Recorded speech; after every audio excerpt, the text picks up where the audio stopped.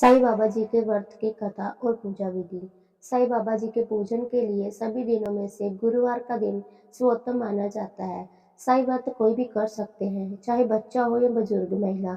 ये व्रत कोई भी जाति पति के भेदभाव बिना कोई व्यक्ति कर सकता है। वैसे भी हम सभी जानते हैं कि साईं बाबा जात पात को नहीं मानते थे। उनका मानना था कि ईश्वर तो एक ही है, सबका मालिक एक है। ये व्रत कोई भी गुरुवार को साईं बाबा जी का नाम लेकर शुरू किया जा सकता है। सुबह या शाम को साईं बाबा जी की फोटो की पूजा करना, किसी आसन पर पीला लाल कपड़ा बिछाकर उस पर साईं बाबा जी का फोटो रखकर स्वच्छ पानी से पोंछकर चंद्रमा या कुमकुम का तिलक लगाना चाहिए। उन पर पीला फूल हार चढ़ाना चाहिए। अगरबत्ती और दीपक जलाकर साईं व्रत की कथा पढ़नी चाहिए। साईं बाबा जी का स्मरण करना चाहिए। प्रसाद बांटना चाहिए। प्रसाद में कोई भी फलाहार मिठाई बांटी जा सकती है। अगर संभव हो तो साईं बाबा जी के मंदिर में जाकर भक्ति भाव से बाबा जी के दर्शन करना चाहिए। बाबा साईं जी के भजनों में भक्ति में रहना चाहिए। शिरडी के साईं बाबा जी के व्रत की संख्या 9 हो जाने पर अंतिम व्रत के दिन 5 गरीब व्यक्ति को भोजन या सामर्थ्य अनुसार दान देना चाहिए। इसके साथ ही साईं बाबा जी की कृपा का प्रचार करने के लिए 7, 11, 21 साईं पुस्तकें, साईं सत्यचरित अपने आसपास के लोगों में पढ़नी चाहिए। इस प्रकार इस व्रत को समाप्त किया जाता है। इसे उद्यापन के नाम से भी जाना जाता है। साईं बाबा जी के व्रत की कथा। कोकिला बहन और उनके पति महेश भाई शहर में रहते थे। दोनों में एक दूसरे के प्रति प्रेम भाव था, परंतु महेश भाई का स्वभाव झगड़ालू था। बोलने की तमीज ही न थी, लेकिन कोकिला बहुत ही धार्मिक स्त्री थी। भगवान पर विश्वास रखती, बिना कुछ कहे सब कुछ सह लेती। धीरे धीरे उनके पति का धंधा रोजगार ठप हो गया। कुछ भी कमाई नहीं होती थी। महेश भाई अब दिन भर घर पर ही रहता और अब उन्होंने गलत राह पकड़ ली। अब उनका स्वभाव पहले से भी अधिक चिड़चिड़ा हो गया। एक दिन दोपहर का समय था। एक वृद्ध महाराजा दरवाजे पर आकर खड़े हो गए। चेहरे पर गजब का तेज था। आकर उन्होंने दाल चावल की मांग की।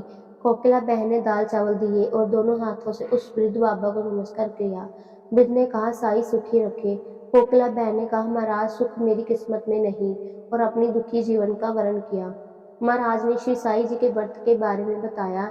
9 गुरुवार फलाहार, एक समय भोजन करना, हो सके तो बेटा साईं मंदिर जाना, घर पर साईं बाबा की 9 गुरुवार पूजा करना, साईं व्रत करना और विधि से ध्यापन करना, भूखे को भोजन देना, साईं व्रत की किताबें 7, 11, 21 लोगों को बांट देना और इस तरह साईं व्रत को फैलाव करना।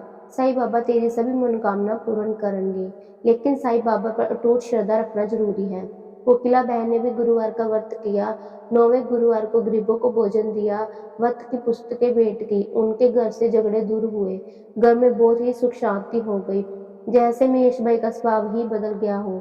उनका धंधा रोजगार फिर से चालू हो गया। थोड़े समय में ही सुख समृद्धि बढ़ गई।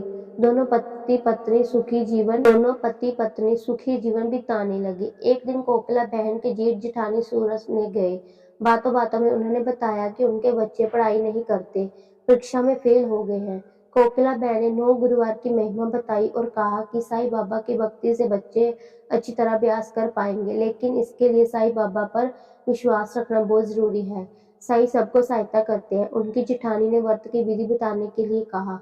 कोकिला बहन ने कहा उन्हें वे सारी बातें बताई जो खुद उन्होंने वृद्ध महाराज से बताई थी। सूरत से उनकी जेठानी का थोड़े दिनों में पत्र आया कि उनके बच्चे साईं व्रत करने लगे हैं, बहुत अच्छे तरह से पढ़ते हैं। उन्होंने भी व्रत किया था। व्रत की किताबें जेठ के ऑफिस में दी थी। इस बारे में उन्होंने लिखा है कि उनकी सहेली की बेटी शादी साईं व्रत करने से बहुत ही अच्छी जगह पर तय हो गई। उनके पड़ोसी का गहनों का डिब्बा गुम हो गया। अगले महीने के बाद गहनों का डिब्बा ना जाने कहां से वापस मिल गया। ऐसे कई अद्भुत चमत्कार हुए थे। कोकिला बहन साईं बाबा की महिमा महान है, वे जान लिया है। ये साईं बाबा जैसे सभी लोगों को प्रसन्न होते हैं, वैसे हम पर भी होना।